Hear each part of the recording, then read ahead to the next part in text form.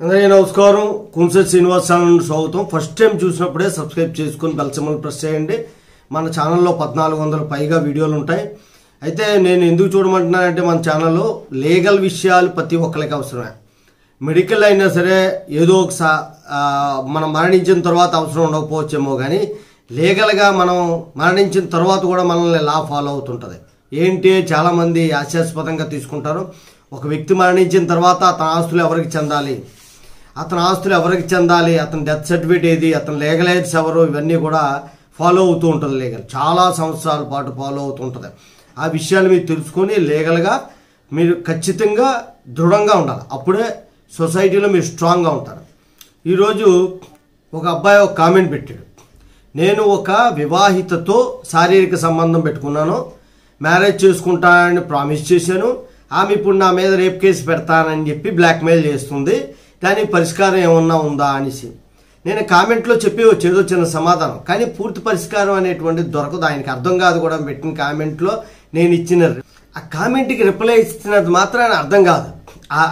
దాంతో అతను ఏం చేసుకోలేడు. అందుకే వీడియో పెడుతున్నాడు. వీడియో చూసిన తర్వాత డిస్క్రిప్షన్ బాక్స్లో సుప్రీంకోర్టు ఇచ్చిన జడ్జిమెంట్ పెడతాను. సుప్రీంకోర్టు ఏం చెప్పింది అన్నటువంటి జడ్జిమెంట్ పెడుతున్నాను. దీని కాపీ తీసుకుని ఒకవేళ అతని మీద కానీ ఈ రేప్ కేసు కానీ ఆవిడ పెట్టినట్లయితే వాళ్ళ లాయర్ గారిని సంప్రదించి ఒక అప్లికేషన్ రాసుకుని ఈ ఎఫ్ఐఆర్ మెయింటైనబిలిటీ లేదు, ఈ కంప్లైంట్ తీసుకోవద్దు, సుప్రీంకోర్టు ఇలా చెప్పింది అని చెప్పి జడ్జిమెంట్ కాపీతో కానీ ఫైల్ చేస్తే అతని మీద ఆ కేసు అనేటువంటిది పెట్టరు. ఎందుకు చెప్తున్నాను అంటే కేసు పెట్టిన తర్వాత పరిష్కారం అనేటువంటి చాలా ఇబ్బంది పడాలి. ఇతను సుప్రీంకోర్టు వరకు వెళ్ళాడు కాబట్టి సరిపోయింది, కానీ అదే హైకోర్టుకి వెళ్తే హైకోర్టు క్వాష్ చేయలేదు, సుప్రీంకోర్టుకి వెళ్ళవలసి వచ్చింది.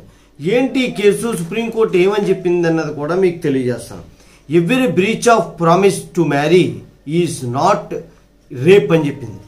అందువల్ల ఈ కేసు ఏం జరిగింది అంటే ఒక వివాహితతో ఒక ఆయన శారీరక సంబంధం పెట్టుకున్నాడు. ఇలా కొంతకాలం కొనసాగింది. ఆమె ఏం చేసిందంటే భర్తతో గొడవపడి వేరేగా వాళ్ళ అమ్మగారి ఇంటికి వచ్చేసింది, అక్కడే ఉంటుంది. ఆమెకు 15 సంవత్సరాల పాప కూడా ఉంది. ఈయన వివాహం చేసుకుంటాను అని అన్నాడు కాబట్టి నేను డైవర్స్ తీసుకున్నాను 2021 13 జనవరిలో అని చెప్పారు. ఈమె కంప్లైంట్లో ఏం చెప్పింది అంటే భర్త నుండి వేరేగా ఉంటున్నాను, భర్తతో గొడవలు రావడం వల్ల మనస్పర్ధలు రావడం వల్ల వేరేగా మా అమ్మగారితోని నా కూతురుతోని వేరేగా ఉంటున్నాను. అలాగే ఈమె బట్టల వ్యాపారం అమ్ముతూ వ్యాపారం పెట్టుకుంది. వ్యాపారం దగ్గరికి ఇతను వస్తూ ఉంటే అలా పరిచయం అయ్యింది అని చెప్పాడు. అయితే వీళ్ళిద్దరికీ కూడా 2017 నుండే శారీరక సంబంధం ఉందని కూడా చెప్పింది. 2017 నుండి శారీరక సంబంధం ఉంది. తర్వాత ఆమె 2021లో డైవర్స్ తీసుకుంది. తర్వాత ఇతను ప్రామిస్ని మ్యారేజ్ చేసుకుంటా అన్నావు కాబట్టి మ్యారేజ్ చేసుకోమంటే చేసుకోలేదు కాబట్టి కంప్లైంట్ ఇస్తున్నా అని చెప్పి ఈమె కంప్లైంట్ ఇచ్చింది. ఈ విషయాలన్నీ పొందుపరిచి కంప్లైంట్ ఇచ్చింది. ఈమె ఇచ్చిన కంప్లైంట్ని పోలీసులు పరిశీలించకుండానే పూర్తి వివరాలు సేకరించకుండానే రేప్ కేసు పెట్టించారు. 376 ఐపీసీ కింద కేసు పెట్టిన తర్వాత ఇతను ఏం చేశాడంటే హైకోర్టుకి వెళ్ళాడు. హైకోర్టు క్వాష్ చేయకపోతే అప్పుడు సుప్రీంకోర్టుకి వెళ్ళాడు. సుప్రీంకోర్టు ఏం చేసిందంటే హైకోర్టు ఆర్డర్ని సైడ్ చేసి క్వాష్ చేసి పారేసింది ఎఫ్ఐఆర్ని.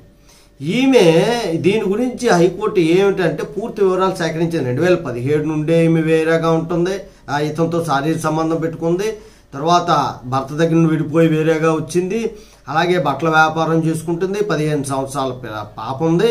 ఇవన్నీ కన్సిడర్ చేస్తే ఈమెమి చిన్నపిల్ల కాదు, ఫోర్స్ఫుల్గా ఈమెతో శారీరక సంబంధం పెట్టుకునే అంత చిన్నపిల్ల కాదు, ఈమె మెచ్యూరిటీ ఉన్నటువంటి ఒక స్త్రీ కాబట్టి ఇది 376 కింద రాదు అని చెప్పేసి సుప్రీంకోర్టు తాలూకా భావన అనమాట. అంతేకాకుండా ట్విస్ట్ ఉంది. ఏంటి అంటే ఈమె దగ్గర నుండి 1 లక్ష రూపాయలు అప్పు తీసుకున్నాడు, అతను రిటర్న్ ఇవ్వలేదు. అలాగే ఇతను ఏం చేశాడంటే మహారాష్ట్రలో ఎక్కడో జాబ్ వచ్చిందని చెప్పి వెళ్ళిపోయాడు. ఇవన్నిటినీ ఆసరాగా తీసుకొని దూరం అవుతున్నాడు అన్న భావన ఒకటి ఉంది. దాని మీద ఈమె ఏం చేసింది అంటే ఈ కేసు పెట్టింది. ఈ కేసుని పరిశీలించకుండానే 376 అనేటువంటిది పెట్టడం వల్ల ఈ సమస్య అంతా వచ్చిందనమాట. అయితే వచ్చింది, కానీ సుప్రీంకోర్టు ఒక మంచి జడ్జిమెంట్ ఇచ్చేటువంటి ఒక విషయం అనేటువంటిది మనందరికీ తెలిసిందే. కేసు జరగడం వేరు, సుప్రీంకోర్టు వరకు వెళ్ళడం వేరు, క్వాష్ అవ్వడం, ఇవన్నీ కూడా మనకి బాగా ఉపయోగపడేటువంటి వివరణ. అలాగే మీ అందరికి కూడా చాలామందికి ఉపయోగపడేటువంటి విషయం అనమాట. ఈ విషయాల్లో పోలీసులు కూడా చాలా జాగ్రత్త తీసుకోవాలి. కంప్లైంట్ని పరిశీలించాలి. కంప్లైంట్ ఇచ్చిన తర్వాత పరిశీలించి సుప్రీంకోర్టు హైకోర్టు జడ్జిమెంట్స్ ఏమైనా ఉన్నాయా, ఏమని ఇచ్చారు అన్నటువంటిది ఒకసారి చూసుకొని రేప్ కేసు పెట్టొచ్చా పెట్టకూడదా, రేప్ కేసు పెడితే నిలబడదా అనేటువంటి చూసి చేయాలి. ఎందుకంటే ఒకవేళ ఏ అమాయకుడి మీదన్నా సరే రేప్ కేసు పెట్టుంటే ఆడు జైల్లో ఉండిపోవడం, బెయిల్లో చాలా రోజుల తర్వాత బెయిల్ మీద రావడం, ఇక కింద కోర్టుల్లో ఏంటంటే పెద్ద హంగామా చేసేస్తారు బెయిల్ ఇవ్వడానికి. ఆ రకమైనటువంటి ఇబ్బందులు అనేవి సామాన్యులకు ఉంటారు. సుప్రీంకోర్టు దాకా వెళ్ళగలిగాడు కాబట్టి తనకు బేగా రిలీఫ్ వచ్చింది, ఎఫ్ఐఆర్ కూడా క్వాష్ అయిపోయింది. అంటే ఈ బ్రీచ్ ఆఫ్ ప్రామిస్ ఏదైతే ఉందో మ్యారేజ్ చేసుకోవడానికి ఇది కరెక్ట్ కాదు, రేప్ కింద కన్సిడర్ చేయబడదు అనేటువంటిది సుప్రీంకోర్టు చెప్పింది. అంటే వివాహిత ఎవరైతే ఉన్నారో ఆమెతో అక్రమ సంబంధం పెట్టుకుని నేను మ్యారేజ్ చేసుకుంటాను అని అంటే అది రేప్ కింద కన్సిడర్ చేయబడదు. ఈ విషయాన్ని మీకు తెలియజేయడం కోసమే ఈ వీడియో పెట్టడం జరిగింది. జై హింద్, భారత మాతా కీ జై.